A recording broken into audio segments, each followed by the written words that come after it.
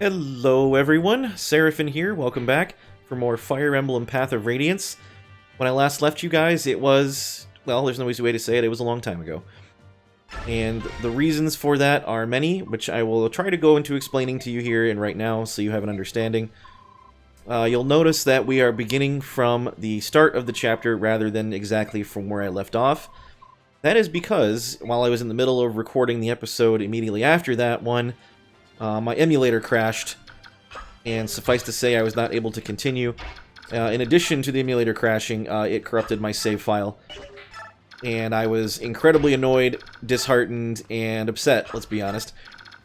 And I only recently, let's say within the last few months or so, was able to figure out how to fix it.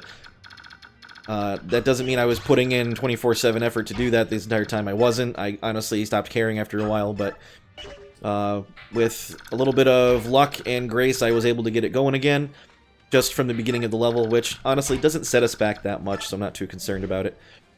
Another reason why you've not seen me in quite a while is, quite frankly, I had a lot of real-life situations crop up. Not necessarily bad things, but suffice to say I've been very busy, and a lot of things have been happening that I'm still dealing with, but I decided that I kind of owed it to you guys to come back and finish this particular series. I've had some people approach me in real life and say, hey, when are you going to finish this? And, you know, I guess I don't feel like making anybody wait any longer, so here we are. We're back in Path of Radiance, hoping to get this finished up. I was considering coming back and doing recordings in general, just the way that I used to do them. Probably not with the same frequency if I choose to do that at all. Simply because said real-life things are still going on, and probably aren't looking to get any easier, not necessarily easier, but not looking to get any less complicated, less time-consuming as time goes on, so we'll see. I may or may not be doing some more streams in the interim, or at the very least. I've actually been talking with Tenzuka, who I've done streams with on this channel several times, about getting back into doing some of that, maybe. And he sounded pretty interested. He's been out of it for a while too, so maybe we'll go into doing some more of that. I wouldn't necessarily count on me doing full Let's Play streams, or not streams, but Let's Play series on this channel for the future, just because I just quite frankly don't have the time. I apologize, but this has always been something of a hobby rather than a full-time thing for me, obviously because I have a full-time job in real life, and I have family to deal with, and I have just a lot of stuff. Suffice to say, this has always been just a side hustle, so to speak, that I can kind of flex my creative muscles and play games that I really like for people who are willing to watch. That's always what this has been, so I apologize if you were expecting something else out of that. But anyway, we're finishing up Path of Radiance today. Another reason why I was not able to get back to doing this as quickly as I would have liked is I had an unexpected, I'm not going to say catastrophe because that's the wrong word, it wasn't quite that extent, but a couple of months ago, right around my birthday, I was hanging around, playing some stuff, and my graphics card decided to die. No explanation for what happened. My previous graphics card was a RTX 1070 Ti, I believe it was an EVGA brand one, and it had served me very well over those 5 years that I had it. And then all of a sudden it just died, no explanation, no reason. Tried to get it to come back on and it wouldn't. And finally, right when I thought I had it working, it just exploded. And that's not an exaggeration. Some component within the card spat smoke and sparks at me and then it just died. So that was it. And suffice to say, if you know anything about building computers, or how difficult that can be, or especially expensive as it can be right now, trying to find a replacement for that really good graphics card that I had was no small feat. Graphics cards, especially decent ones, are in very short supply right now and in very high demand. And it took me a lot longer than I would have wanted to find a replacement, but suffice to say, as of yesterday, I was able to find a brand new 3070 new in the box Founders Edition, and I've got that installed and running, so I'm able to do recording again. Needless to say, it was not possible with integrated CPU graphics prior to that, so that is why you've not seen me sooner than right now. But here we are, we're back up and running, everything is good to go for the most part. I'm hoping we don't have any more emulator issues. I unfortunately cannot rule any of that out. Sometimes those kind of things just happen, and there's nothing I can do. But I've done everything that I can in my power to mitigate those particular circumstances, so, as I said, with any luck, it will not be a problem going further, and that will allow me to continue to wrap up this particular series and potentially move on to other things. I will say, this is not a jab at the people who develop this particular emulator, but a lot of the issues that I've had directly involve the emulator. It's called Dolphin, is what I've been using. I believe it is really the only choice with regards to GameCube or Wii emulation, to my knowledge. If that's not correct, then feel free to correct me, but everybody else I know that does any kind of recording, whether it be for a Let's Play or any other reason, uses this particular emulator. I can't seem to figure out what's causing all the issues that I've had with it, and every time I think I fixed one, something else crops up, but like I said, nothing against the developers. I'm very happy this particular emulator exists, but the reasons why you've not seen me here before now is A, because of computer-related issues, and B, because of emulator problems. So, again, hoping those are fixed, hoping those are resolved, and we don't run into those anymore. So, anyway, here we are. Sorry for the lengthy, long-winded discussion, but I figured I'd take this time to get us caught up while you're watching me play through content that you've already seen, as far as parts of the game that you've already seen at any rate. So I'm just going to go ahead and I guess we'll kind of get back into the swing of things a little bit. I made some very small changes with regards to my character's inventory before we started this. I actually took the time to review my previous episode and be like, you know, that probably could have worked a little better than I wanted it to, so I opted to make some very small changes. Nothing you're going to notice, probably, as far as the actual progression of the level. I will say, though, in the meantime, too, in the time that I wasn't able to play this game, I kind of got the itch to play it again in my off time, and I just happened to have finished a playthrough of this particular game not very long ago. In fact, I think probably less than a month ago. And I specifically tailored this particular playthrough to be a transfer run, meaning I wanted to raise and use the characters that with the intent of doing a data transfer to the sequel of this game, Radiant Dawn, as you're probably well aware. And the best way to do that is to pick the characters that you want to have be improved in Radiant Dawn and max them out, get their stats capped, so on and so forth. And I never really ever did that on my physical copy of the game that I have for the actual GameCube. So I decided to sit down and do that, and man, did I have some pretty fantastic successes with that. To the point where I don't think they will ever be replicable to the extent that I made them possible. I'm not going to suggest that my success with getting characters ready for transfers in this game were not good. That's certainly far from the case, as we can see with characters like Ilyana, with characters like Jill, with characters like Ike even, because Ike is pretty busted as it turns out right now. He's only, what, 2 points from capping his strength? Suffice it to say, though, in my off-time playthrough of this game, I was able to get 7 characters to maximum level, all with most of their stats capped. And that includes the likes of Boyd, Nephany, Jill, Ilyana, Ike, Oscar, Mist, even. I got almost all her stats capped, if you can believe it. And I think that might have been it. Maybe it was only them. Oh, and Soth. I got Soth capped out, too, so I guess he counts. But probably the most successful transfer run I've ever put together. And I'll probably be using that going forward on my physical copies of the game. And I don't know why Bryce is attacking Ilyana over Ike, but I guess he's got a death wish. I kind of wish he wasn't attacking her, because she's not going to get any experience from this boss kill. And that's unfortunate. Okay, well, you know, can't have everything, I guess. I'm not concerned about Ike not capping. He's going to still. It's not going to be a problem. And honestly, Ike is one of those characters that doesn't really need a transfer from this game into Radiant Dawn. He's plenty well good in that one by himself without any stat increases. Nephany, however, is one of those characters... You know, it's funny. I was musing about this the other day with some friends. I don't know why this is the case, but it seems like all of my favorite characters, as far as the ones that are most fun to use, the ones that I think have the best potential, they all start out very low level, and they are all, with the exception of Ike, women, and I don't know why that is. And it just turns out that those same characters are the ones that benefit most from a transfer, as in having some extra stats in Radiant Dawn.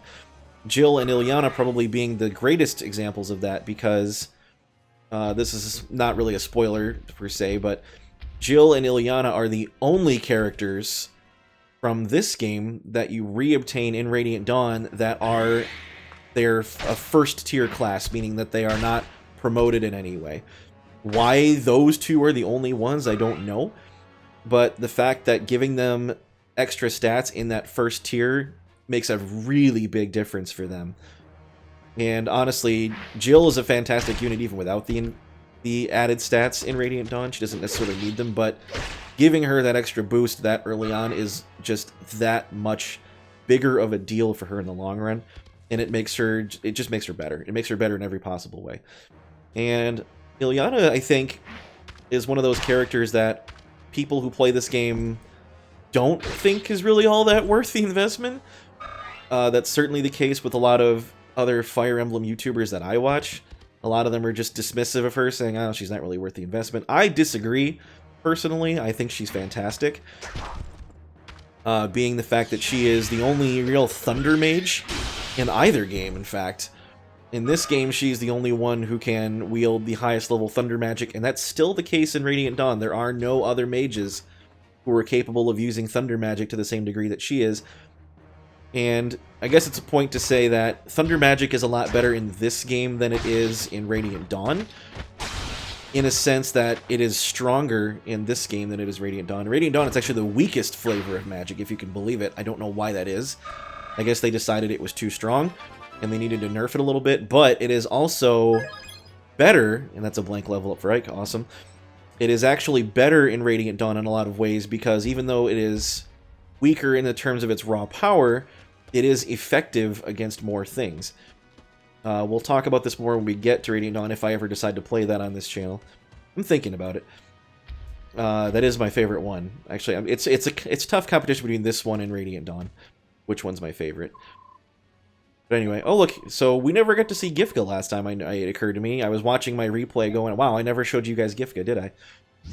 So why don't we go ahead and talk about Gifka real quick. I'll do a quick side trick here.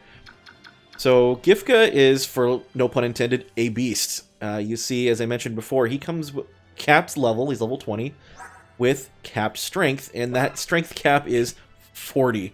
That is utterly ridiculous. That is more than Ashnard. His weapon is only, sadly, half the might of Ashnard, so really his attack power is still less. But that's absurd. 40 strength is unbelievable. So when you do regain Gifka in Radiant Dawn, he will have +2 to his strength, which is, I believe, already close to capping anyway. So I think with a transfer, he'll join with capped strength in Radiant Dawn too, which is really funny. Gifka, if you didn't know from watching the story, is the right hand of the Lion King himself, and he's basically almost as strong as him. And in fact, they're very comparable, the two of them, in terms of their raw power. We'll get to see that maybe some other time in the future if I play through Radiant Dawn, but Gifka is absolutely absurd, and I'm happy to have him here. You'll notice he has a Laguz band, which allows him to stay permanently transformed without any loss of stats. And it's only for Laguz nobles, which is funny because Gifka's not a noble, he's just the king's retainer. He's not the king himself, he's not a prince, he's not a noble or anything. But any of the three that you select to join you at this point in the game, whether that be Tabarn, Nasala, or Gifka, they will come with this band. So they can stay permanently transformed at their full power with no downside the whole chapter, which is awesome. And anyway, we're probably not going to use Gifka as far as cleaning up the map, but he actually can hurt Ashnard. Again, I don't know why. The idea being that Ike has a blessed sword that can penetrate his armor, and Nasir, I guess, has blessed magic dragon breath. Sure, I guess. Don't know why Gifka works. Maybe it's because he's one of the few people who actually has the attack power to overcome Ashnard's defenses. But I've got a few people who can do that, and none of them can even put a dent in him. So I don't know why Gifka can. I guess the idea is they wanted to have you with one other option of hurting, potentially killing Ashnard, in case your Ike didn't turn out super great, or if you did not beat the Black Knight and ended up with Ina instead of Nasir, because Ina is far inferior to Nasir stat-wise, combat-wise. So I guess if you ended up with a bad Ike and no Nasir, they're like, go ahead and have a Laguz Royal who can at least put a dent in him and help you out.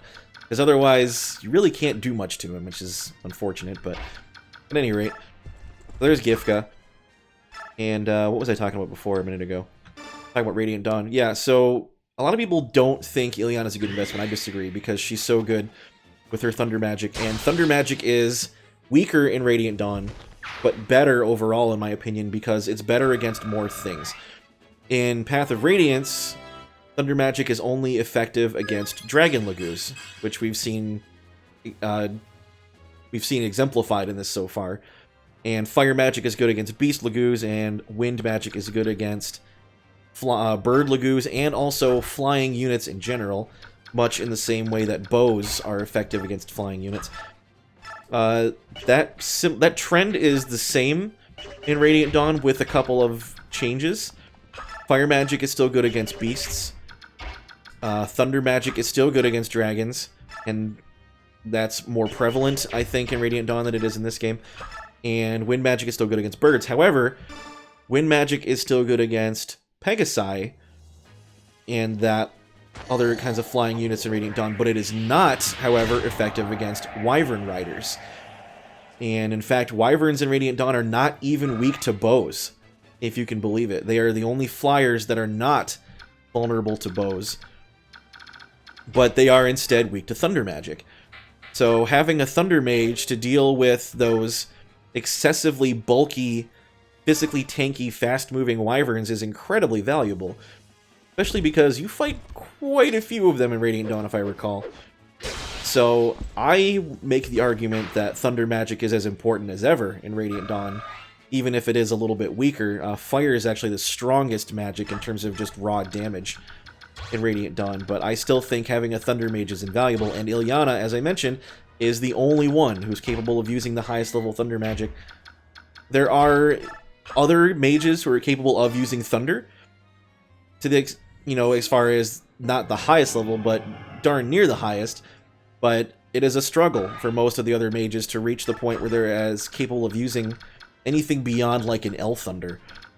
So having someone like Ilyana who can come right in and use that right away and beef up and end up using the best stuff, she can one-shot Wyvern Lords with, like, a Thoron spell or something like that, and it's amazing. I love having her around for that very reason.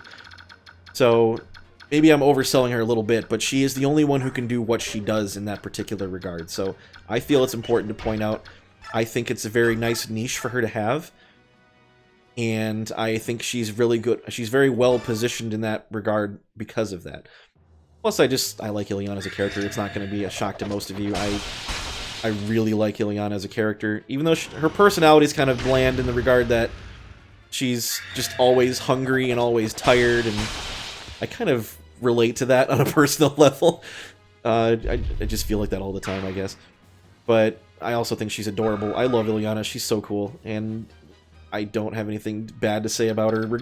I'm sure you'll get plenty of people saying stupid things about her in other areas, but I'm not one of those people. I love Ilyana. I wish she was better in Heroes, I will say. I haven't been playing a great deal of Heroes lately, just because it's, I don't know, it's kind of lost its luster for me lately. That's not really a shock to many people. It's gotten to the point where the power creep is just absolutely absurd, and I can't deal with it anymore. I don't put nearly as many hours into it as I used to. And quite frankly, there's a lot of characters that are not in it that I really feel like should be by this point. But that's neither here nor there. I don't have any control over what they put out. I will say the fan service in that game has gotten beyond excessive. It was already kind of bad to begin with, but it's continued to get worse. And not in a good way, at least not in my opinion. I've had this discussion with people, including with my girlfriend, talking about the fact that I think the fan service in Heroes, particularly with regards to female characters, is over the top. It's too much. Now, I'm just as much of a warm-blooded, straight, white male as anybody else, but it's too much. It really just, I can't deal with it. It's over the top, it's excessive, it doesn't need to be in there that way. And I like when they do more tastefully done characters, rather than just put in fan service for the sake of making money. And yeah, I understand that is the point of that game, is to make money. That's why it exists, and they put in those characters because, as the mantra goes, sex sells. And it's not incorrect. That is certainly the case, I'm sure, with regards to people who care more about that stuff than I do. But it's just too much, man. Anyway, so Heroes, you're still playing Heroes, good for you. I think, as far as a mobile game's concerned, it's one of the better ones out there. And the fact that I still have it installed and still log into it on a regular basis is definitely saying something, because prior to that, I did not play any mobile games at all. Except Pokemon Go, I guess, but I don't play that anymore either, so... Suffice to say, Heroes is great, but lay off with the fan service, guys. Can you find some artists that are capable of drawing something other than a Triple D cup, please? I would really appreciate it. Again, not that I don't like Triple Ds, it's just that it's too much. It's way too much. Anyway, back to the game here.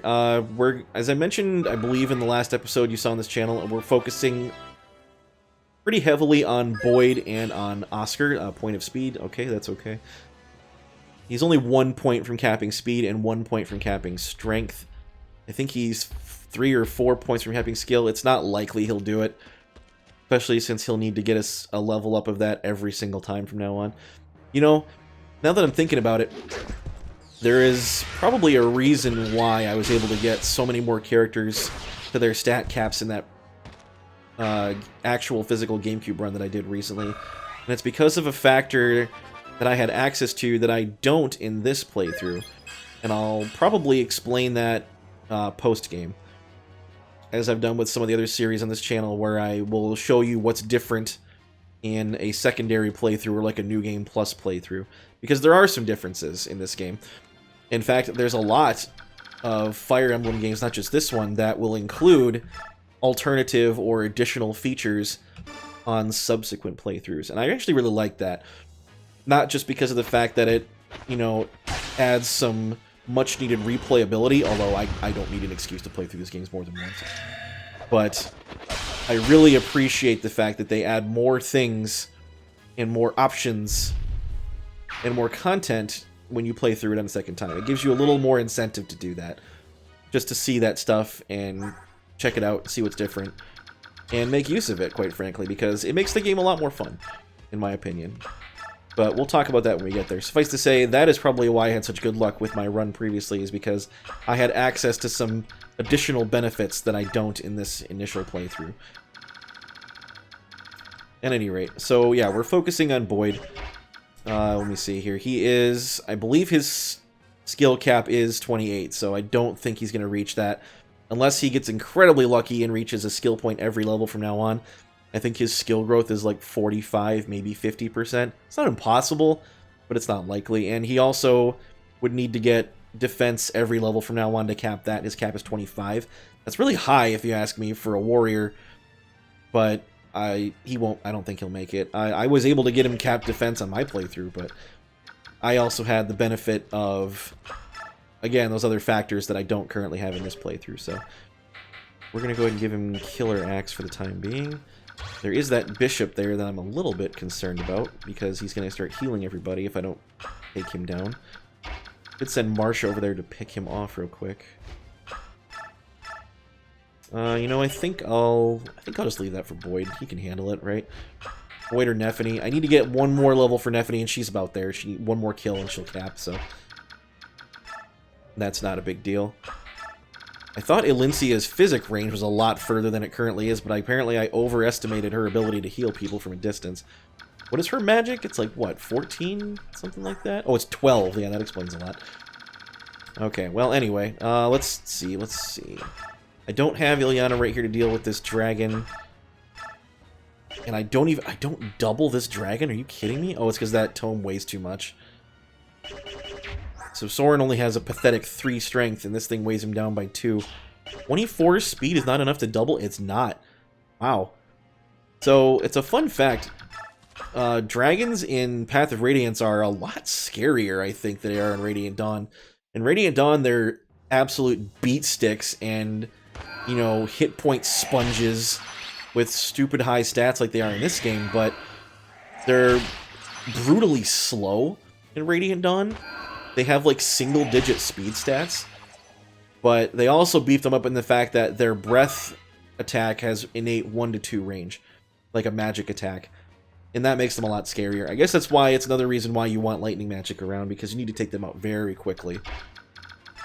I don't think I'm going to have that luxury right here, because I can't really inflict a great deal of damage on this guy.